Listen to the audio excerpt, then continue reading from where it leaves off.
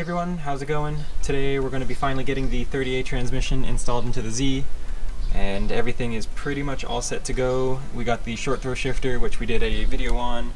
We got the upgraded clutch fork, which we also did a video on. And in our last video, we took the old clutch out, resurfaced the flywheel, and we got our south bend clutch reinstalled. And I don't want to kind of show you guys how to get the transmission in because it's pretty much the exact same thing as taking it out, and we already did a video on that. But I'm going to kind of run you guys through a few of the things that I'm going to be doing, and we'll kind of speed through the installation process. But before we get started, I just want to talk more about the transmission mount that I'm going to be using. So this is the response type polyurethane mount, and it's just a solid piece with the two polyurethane bushings on the side. And then this is the OEM bracket, and the thing I like about this mount is it deletes that weird looking dumbbell thing that the stock unit comes with. And another reason why I like this is because, well, this is an 88 transmission and it's an 85Z, and the mounting points are a little bit different from what I've heard. So I'm hoping that the adjustability at the top of the mount here will compensate for that, but we'll just have to wait and see. Also, I have all my transmission bolts ready to go, all in order. They are different lengths, a few of them, so you can check the FSM and it will tell you which ones go where. And before we get the transmission in, we're just going to quickly clean up the pilot bushing shaft here. We're going to just use some brake clean, and then we're going to put a little bit of oil on it. That way it slips in nice and easily. And that's about it, so let's get to it.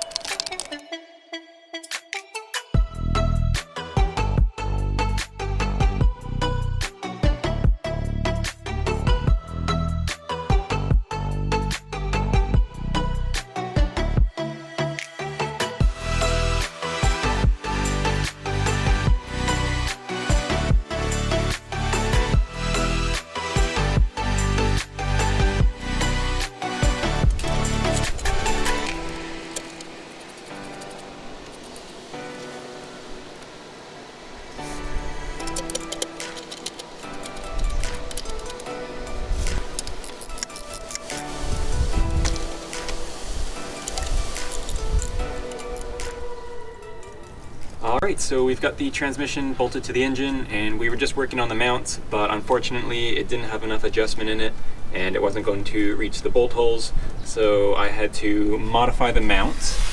And what I did to get it to work, so here's the mount here. I had to slot out these holes a little bit more. So as you can see, here's where it originally was, and I went all the way down to the edge here, and I gave it a flat edge with a file. And the little bolts here, you can see they have that little square on the end, and that's what slots into those holes. I did have to grind down the big flat head here just to allow for the movement, but everything still bolts up fine. And I also slotted the transmission itself. So right here, these two holes that the mount bolts to, I actually got the same bit, and I kind of slotted them a bit that way. There's a lot of room up there, so there shouldn't be an issue. But everything bolts up now, and we can get the mount on. So we got the mount all bolted down and torqued. Those slots that I made were more than enough to move the whole assembly back a few millimeters, and we were able to bolt it in no problem. So this is all finished up. And as for the front, I got all the bell housing bolts tightened down. The two gusset plates are there, and then the starter is also bolted in and wired up. So getting pretty close down here. And if we come out here for a sec, I also got the interior back together, and there's our shifter with the short throw. So if we give it a quick little try here, it feels pretty good, and there's like very little play in it, so can't wait to get this on the road and give that a shot. And there are a few more things we got to do under the car. So we have our speedometer gear that we got to get installed, and we got to run the line to that. And then we also have to get our slave cylinder installed still, and we have to get our line plumbed into that as well. Got to bleed the system and then possibly adjust the pedal. So a few more things, but we're almost there.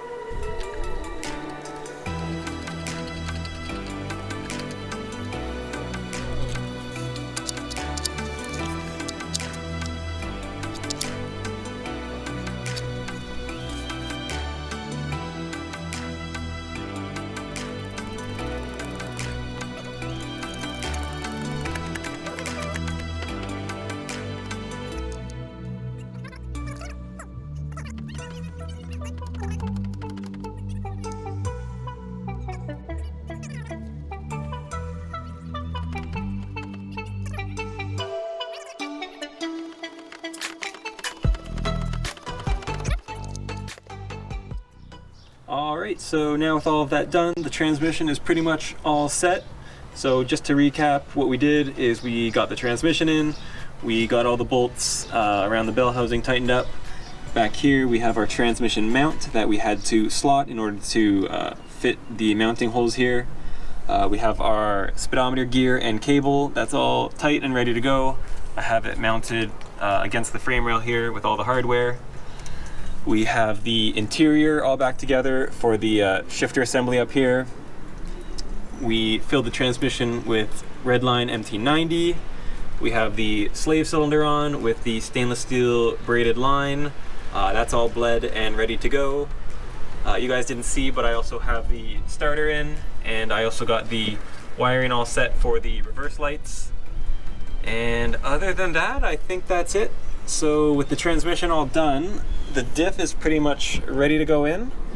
So I'm just doing a little bit of cleanup back here, but you'll probably see that video in the next week or two.